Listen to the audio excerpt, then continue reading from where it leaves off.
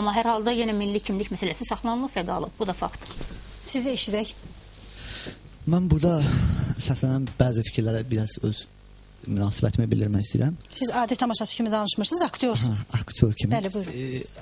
Ümumiyyətlə, həm sorğuda, həm tamaşaçıların arasında ən çox adları çəkilən filmlər Sovet dönəmində çəkilən filmlərdir. Bu da normaldır, təbiidir. Çünki Sovet dönəmində kino xalq üçündür deyib bəndə. Kinodan bir ideologiya vasitəsi kimi istifadə edirlər və bunu cəmaata yayırdılar.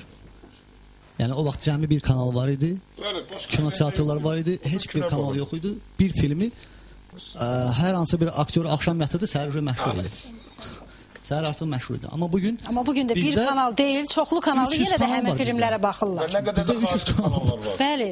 Bizdə 300 kanal var. Evində 600-700 kanal olan adam da yenə də bizim filmlərə baxır. Köhnə filmlərə.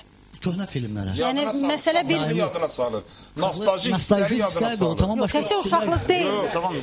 Oktay müəllim, mən balaca uşaqlar ki, gəliblər bura. Özür istəyirəm, mən bir söz deyim. Mən misal üçün, əgər atam... Bekarçılıq ayrı şeydir, nostalji hissi ayrı şeydir. Oktay müəllim, hamı üçün nostalji deyil axı. Bugün doğulan uşaqlar da baxırlar. Evdə atam... Siz mikrofonsuzsuz ona görə fikrini bitirsin. Əgər mənim evdə, üzrsə, mən evdə kiçiyəm də, atam anam oturub bəyin oğurlanmasına baxırsa, misal üçün, və yaxud da ögey anaya, mən də təbii ki, bir kiçik olaraq oturub baxacağım və maraqlı gələcək mənə. Əgər müasir filmlərə baxsar, İndi mən başqa bir sözə deyim. Bizdə indi o Müşfiq müəllim dedi, bir dönəm ki, kinoda böyük uçurum yarandı, o tədricən düzəlməyə çox böyük vaxt lazımdır. Həm kino teatrları işə düşməlidir, sonra bu kinonun təbliği, reklamı prosesi getməlidir geniş surətdə. Misal üçün, bugün soruşaq, kinoteatra mən hərdən gedirəm. Valla kinoteatra gedən tamaşaçı var. Yəni, əgər bizim filmlər kinoteatrlarda göstərilsə və təbliğ olunsa, reklam olunsa, mən inanıram ki, tamaşaçılar gedər. Mən bir söz də demək istəyirəm. Bir də kino elə bir sənətdir ki, bu küllü maliyyə tələb edən bir sənətdir. Avropada, Hollywoodda, haradasa kinoya maraqlı şirkətlər var. Maraqlıdır ki, o filmə, hər hansı bir filmə bir neçə milyon pul yatırır və sonra ondan qat-qat artıq gəlir götürür. Amma bizdə kinonu yalnız dövlət maliyyələşdirir. Bu da təbii ki, belə olacaq. Kinoya kütləvi axın olmalıdır. İş adamları, imkanlı şirkətlər kinoya maliyyə yatırmalıdırlar. Və o da təbii ki, kinoteatrlar şəbəkəsi açılsa, yəni o bazardan gəlir götürə bilsə, bunlar olacaq. O başda da dayandı. Çox gözəl deyirsiniz. Məsələn, Fəryad filmi deyirsiniz, ondan sonra Əlağa Vahida həsr edilmiş filmlər. O dövrdə Azərbaycan iş adamları kinoya gəldi. Bizim ən böyük zərbəni biz onda aldıq. O zaman ki, kinoteatrlar dayandı, iş adamları kinodan imtina elədilər. Ən böyük problem onda yarandı. Türkiyədə inkişaf eləmənin səbəblərindən biri də üzr istəyirəm. Həmin o şirkətlərin vergidən azad olunur. Hansı şirkətlər ki, kinoya pul yatırdılar, onlar vergidən azad olunur. Yəni, nəsə eləmək lazımdır. Qazandığı daha çox olur, ora qoyduğu pulda. Bilirsiniz, siz aktyorsunuz da və burada da tamaşaçıların da əksəriyyəti dedi, bir şey gəlin unutmayaq. Kino hər halda sənət növüdür. Yəni, bəli, qəhrəmanlardan da çəkilməlidir, vətənpərvərlik ruhu, vətənsevərlik olmalıdır orada. Amma yaddan çıxarmaq lazımdır ki, sənət kimi, yəni bu ancaq bunun, o tərbiyə də, vətənpərvərlik də kinonun daşıdığı məqsədlərdən bir hissəsidir, hamısı deyil. Biz çox zaman elə hamısı deyibən, yəni, onda biz sənəti unuduruq. Düzdür. Onlar mən bir sözlə əlavə edeyim bu barədə. Çoxları əksəriyyəti deyir ki, milli vətənpərvərlik ruhunda filmlər çəkilməlidir, qəhrəmanlarımız, mən razıyam. Amma mən müəllimin sözündən tam razıyam ki, kino tək o deyil. Kino insan haqqında belə şey, traktatdır, əbədi mövzular var, onun haqqında çəkil. Məncə patriotizm, vətənpərvərlik ruhlu daha çox sənədli filmlərdə olsa, verilişlərdə olsa daha yaxşı olardı mən bilən. Çünki belə götürək, misal üçün deyirlər Mübariz İbrahimov haqqında film çəkək. 41-45 müharibəsi haqqında ən gözəl filmlər nə vaxt çəkilir? Müharibə vaxtı çəkilmir. Müharibədən 20 il, 30 il, bəlkə 40 il sonra çəkilir. Biz indi müharibənin içində ola-ola bu müharibə haqqında həqiqətlər asmaq olmaz. Eləmək olmaz. Sizin Əzizin Fellini deyilən film var. Tutaq ki, siz də orada oynuyorsunuz. O filmə baxanda bəyən bugün daha necə olmalıdır, oxşarəsi yoxdur, var. Halbuki sənət naminə çəkilən bir filmdir. Yəni orada bu və digər milli kimlik, ruh falan daşıyıcısı yoxdur. Amma yenə də var axı daşıyır. Ümumiyyətlə mən nəyə görə bizim o köhnə əvvəlki illərin filmlərini xatırlatdılar, illatda axırıncı aşırımı. İnanırsınız, bütün senzuraya baxmayaraq, bütün qayçılara baxmayaraq, həmin filmlər bizim əslində həmin dövrün sənnaməsini yaratdı. Həmin dövrün hansı ruhda yaşadığımız zamanı bizə göstərdi. Əslində nəyə qoymadılar, hətta onun özü də bir tarix oldu.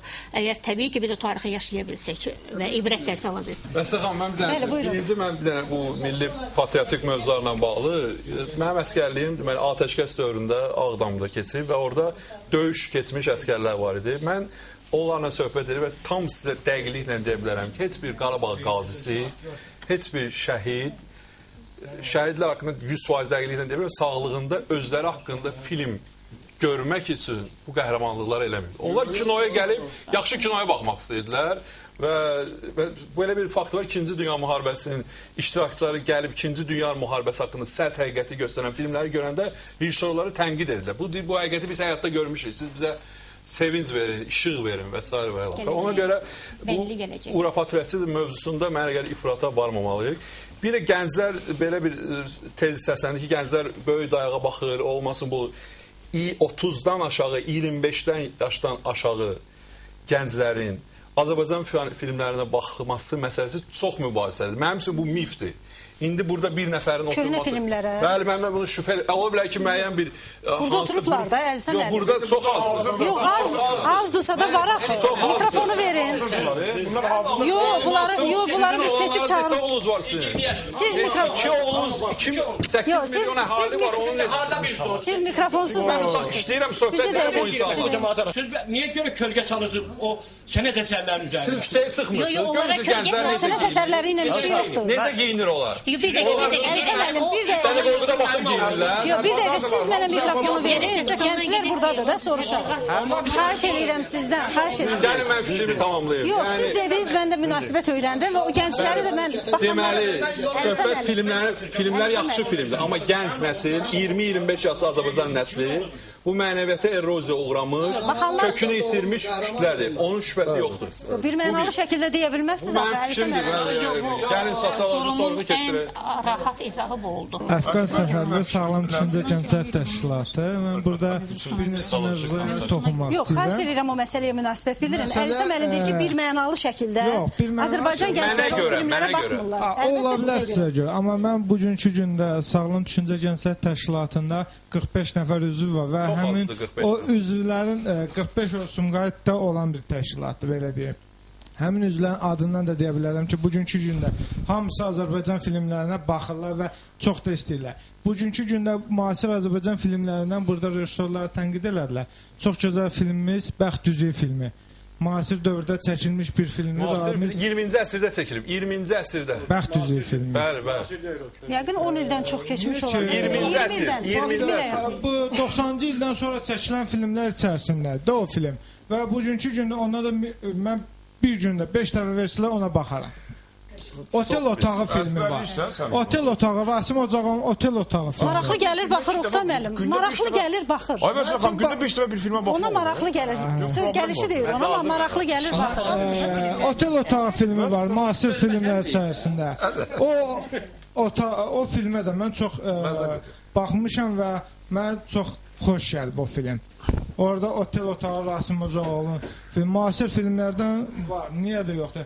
Canavar balası var, vətənpərvərlik mövzusunda çəkilən film. Ona da baxmışıq. Niyə də baxmırıq?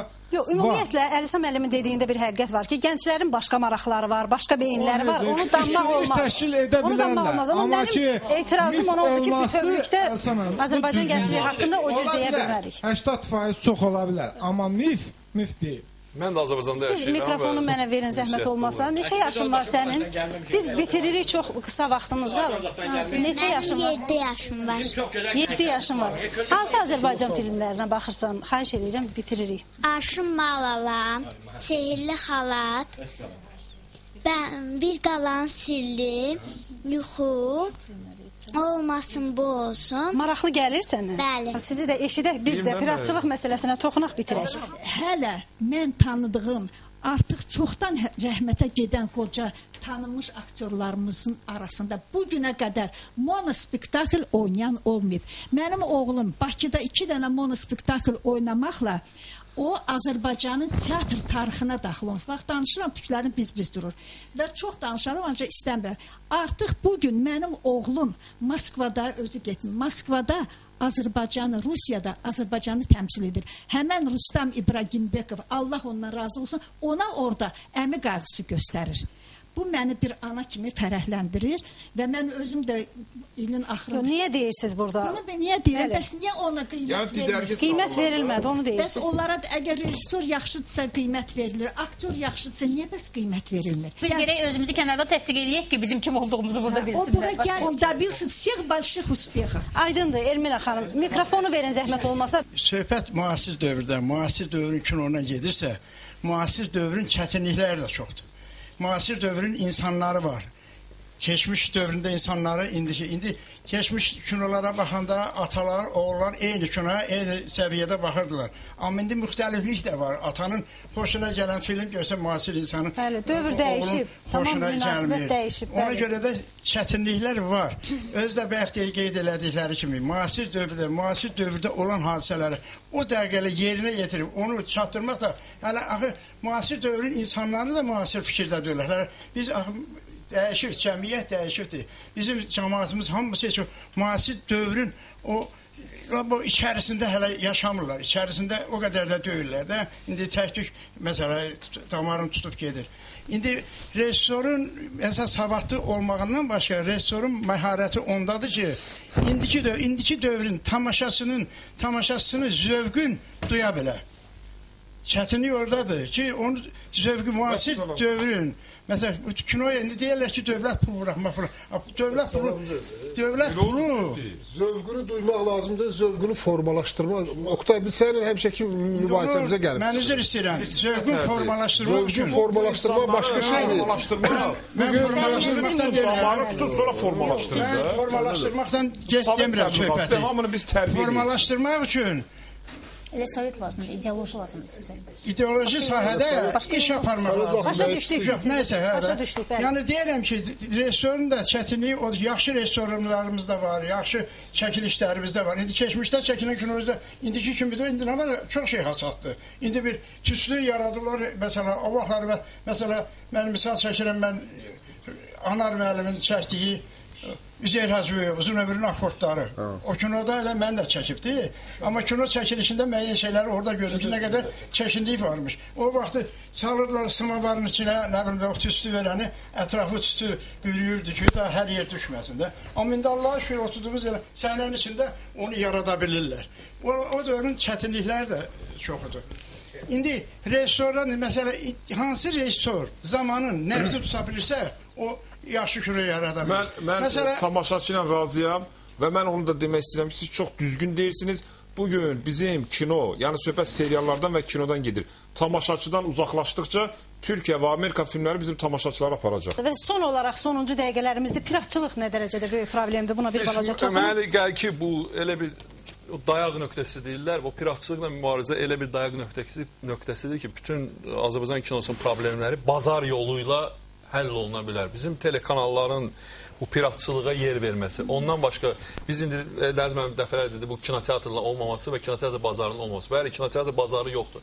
Amma DVD filmlərin satış şəbəkəsi var. Orada real bazar var. Orada bir neçə yüz minlik dövriyə var. Orada piratçılığın qarşısı alınsa, bizdə ilk olaraq kommersiya filmləri çəkilər. Onlar gəlirə çıxar və kommersiya filmləri get-gedə keyfiyyəti artar.